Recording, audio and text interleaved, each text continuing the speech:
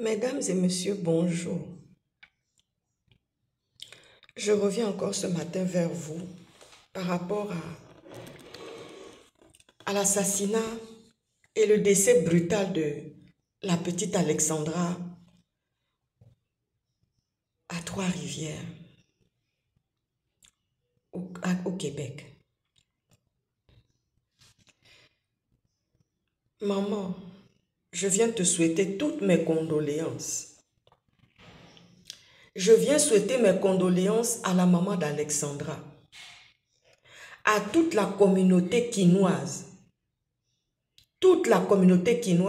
et tous les Congolais de Kinshasa. Maman, mes condoléances.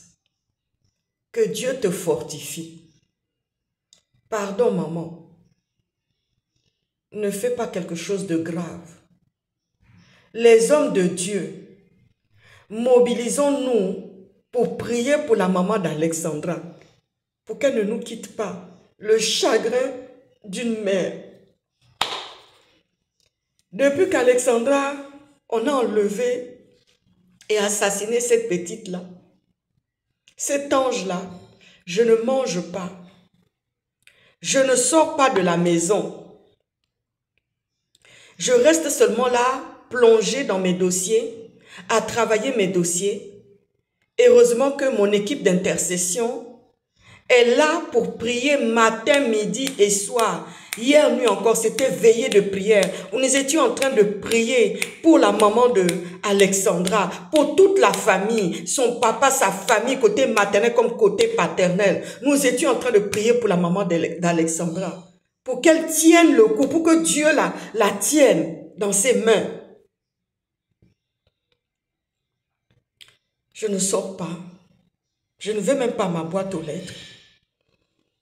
Je ne mange même pas. Je bois seulement de l'eau et une soupe comme ça. C'est tout.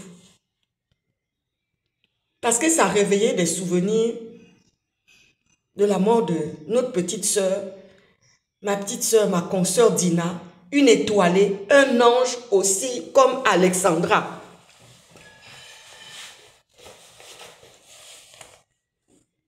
Dès les premières minutes où j'ai vu on m'a alerté parce que je reçois des alertes de ce genre de situation, du fait que je suis profiler. Dès que j'ai vu la vidéo de la maman d'Alexandra, et puis la photo de sa fille, l'inquiétude était réelle. Une maman a un instinct. Elle a un instinct que Dieu a doté aux mamans, qui est imparable. Hormis le fait que je sois profiler, mais il y a un instinct maternel. Un instinct maternel que Dieu a mis en nous, qui est imparable. La maman d'Alexandra, la nuit là où on a assassiné sa fille, parce que jusqu'aujourd'hui, on n'a pas la datation. J'ai mené mes enquêtes là-bas. J'ai commencé à travailler là-bas, à voir ce qui est en train de se passer là-bas. Elle a senti qu'il y a quelque chose qui était en train de se passer sur son enfant. Quand j'ai regardé le récit, l'appel de la maman d'Alexandra à la disparition de sa fille, l'inquiétude qu'elle avait était réelle. Mais elle n'avait pas certains éléments. C'est l'inquiétude d'une maman qui disait la vérité. Quand je la regardais, je savais déjà que l'assassinat là, l'enlèvement là, l'assassinat là était dans son entourage. Ensuite, je me suis penchée, mon regard s'est penché sur Alexandra, les photos d'Alexandra. C'est une petite qui a été élevée, très bien élevée, avec beaucoup d'amour, avec beaucoup de sagesse et de conseils. Toutes les conneries que les gens racontaient matin, midi et soir. Mais franchement, vous qui venez baver et vomir devant les réseaux sociaux, on en a marre de vous. Arrêtez ça. Arrêtez ça. Toutes sortes d'inepties sont sorties dans l'histoire de la petite Alexandra. Quand j'ai regardé la maman, j'ai regardé son appel, son inquiétude, le récit, tout était, ça matchait. Quand j'ai regardé la photo d'Alexandra, cette petite ne pouvait pas aller faire des conneries. Elle avait tout. La seule chose où il y a eu quelque chose qui a déconnecté, c'est ce psychopathe. Parce qu'il y a un psychopathe qui est rentré dans la maison et qui a fait alliance avec d'autres psychopathes qui sont Cédric Kosongo, Kassango ou bien Kosongo, je ne sais pas. Peu importe, lui il est en vie. Mais pas pour longtemps. Parce que quand on va vous mettre en prison, vous allez mourir là-bas en prison. Ceux qui ont assassiné Alexandra, de près comme de loin, qui ont participé même de loin, qui savaient, vous n'aurez pas de longue vie. Ah oui, vous n'aurez pas de longue vie. Parce que vous aussi, vous êtes sortis d'un appareil génital de vos mères. Vous n'aurez pas de longue vie là-bas en prison. On va vous torturer là-bas en prison, je vous assure. Vous n'aurez pas l'occasion de sortir. Vous n'aurez pas de grâce présidentielle et tout le reste. Vous n'en aurez pas, les assassins de Alexandra. De près comme de loin. Cette petite a reçu une très belle éducation. Elle était gâtée, elle avait tout, elle ne manquait de rien. Je n'ai pas eu besoin d'aller regarder d'autres photos où on voyait la maman d'Alexandra heureuse avec... Je n'ai pas eu besoin. Les premiers instants où elle a fait l'appel, elle a commencé à s'inquiéter. J'ai vu le regard, j'ai regardé sur cette petite. Les photos que j'ai regardées, j'ai dit, l'assassinat de cette petite, l'enlèvement là, c'est dans la maison. C'est dans la maison ça s'est passé. Les psychopathes là étaient dans la maison. Parce que la petite là était jalousée. Parce que la petite là était enviée.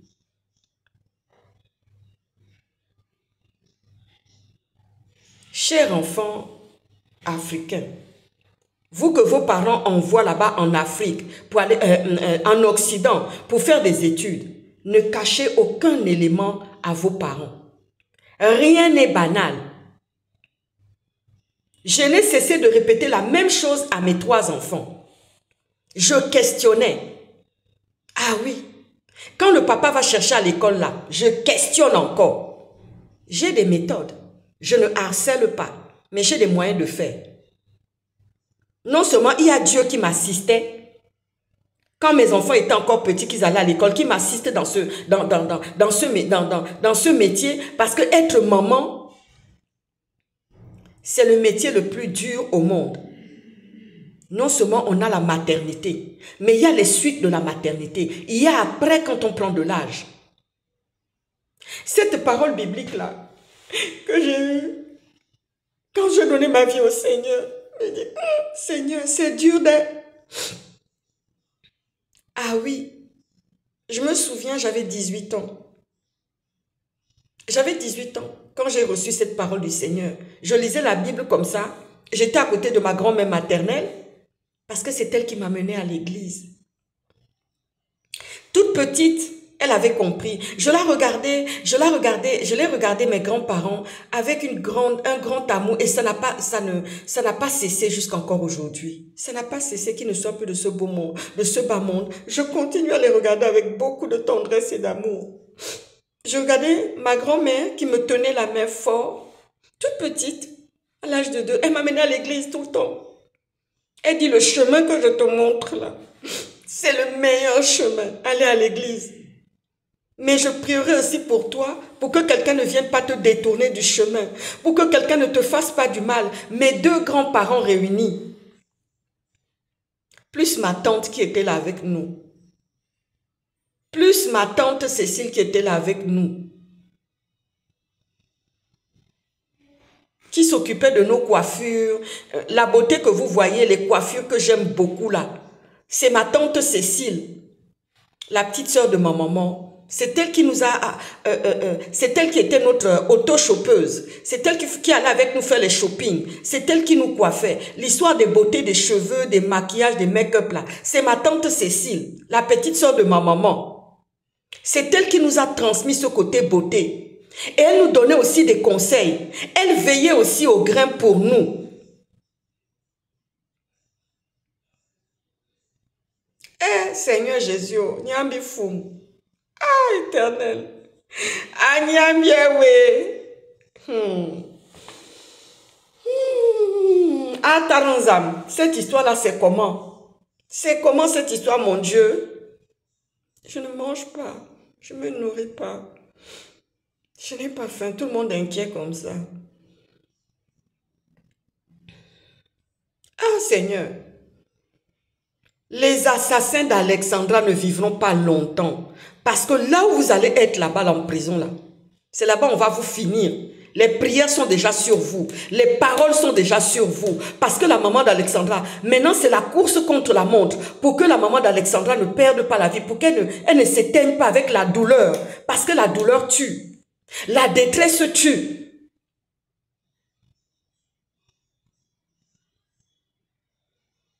Alexandra avait un bel avenir devant elle. Elle pouvait devenir mannequin. Elle pouvait réussir pour tout. Mais quand je vois les gens qui me disent comme ça que, mais des salauds, je ne sais même pas d'où ils sortent même pour venir parler même. D'ailleurs, il n'y a personne, vous savez, j'ai vu comme ça sur quand je fais mes... Oh là là, vous réunissez tout en même temps. Je dis oui, ferme ta bouche.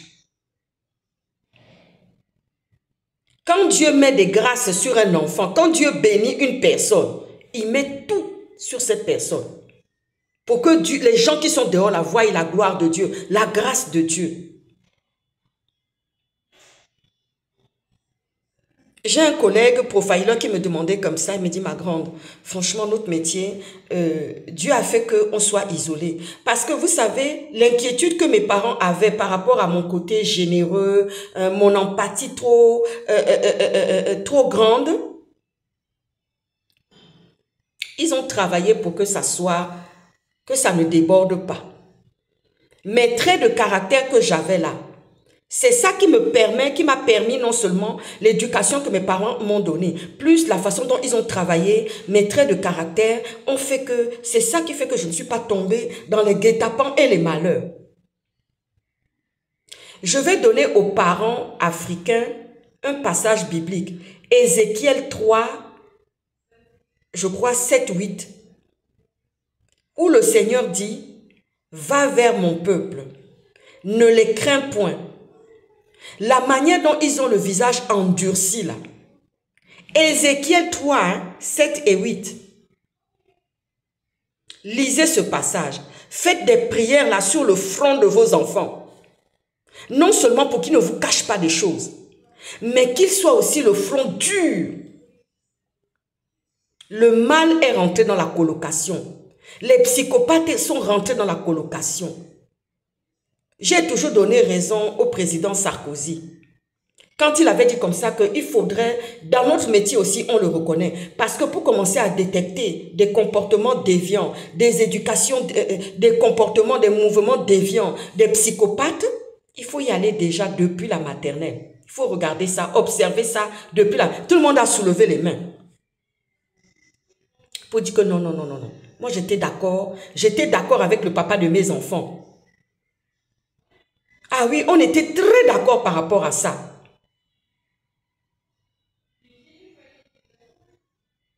Maman, tu as notre soutien. Nous sommes de tout cœur avec toi. Nous prions l'Éternel pour que tu tiennes. Parce qu'il faut que tu vois les assassins de tes enfants partir au tombeau aussi. Je viens remercier le président Tshisekedi et son épouse qui ont reçu la maman d'Alexandra.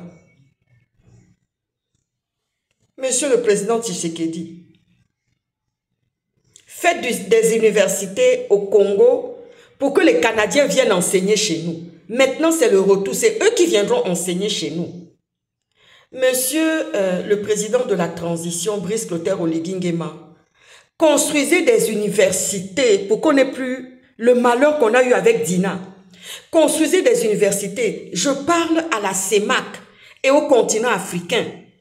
Au Gabon, à Sassou Nguesso, à M. Tshisekedi, à M. Oligui Nguema, tout au Cameroun. Je vous dis que construisez des universités pour que les Canadiens viennent donner des cours dans nos pays. S'il vous plaît. S'il vous plaît. S'il vous plaît de grâce. Faites ça. Parce que c'est difficile. On perd nos enfants. C'est l'espoir du continent. Comme maintenant les Mundele savent que nous sommes plus nombreux que eux, il y a les richesses chez nous. C'est avec ça qu'ils viennent prendre pour construire chez eux. Maintenant, nous allons demander dans les accords qu'ils viennent mettre les mêmes choses, les plus performants dans nos pays, les hôpitaux et les universités. Ne signez plus des accords comme ça. J'ai parlé de la diplomatie, de la prunelle de mes yeux. Mais les accords doivent être mais n'allez pas comme des moutons. Comme si vous n'étiez pas des intellectuels. Demandez la même chose. Parce que quand Otangani vient dans vos pays, là, pour creuser, fouiller la terre la nuit, là, prendre les richesses, là, il n'a pas de scrupules. Bibambe Baral Mourim, Otangani n'a pas le cœur. Otangani ne voit que ses intérêts. Je vous souhaite une bonne journée. Que le Seigneur soutienne, accompagne le peuple, la maman de Alexandra, les compatriotes, la communauté, le Congo, tous les Congolais de Kinshasa, tout le monde, soyez bénis, soyez fortifiés, soyez consolés, mes condoléances à tous. Et que l'Afrique se développe. Ah, ciao, ciao.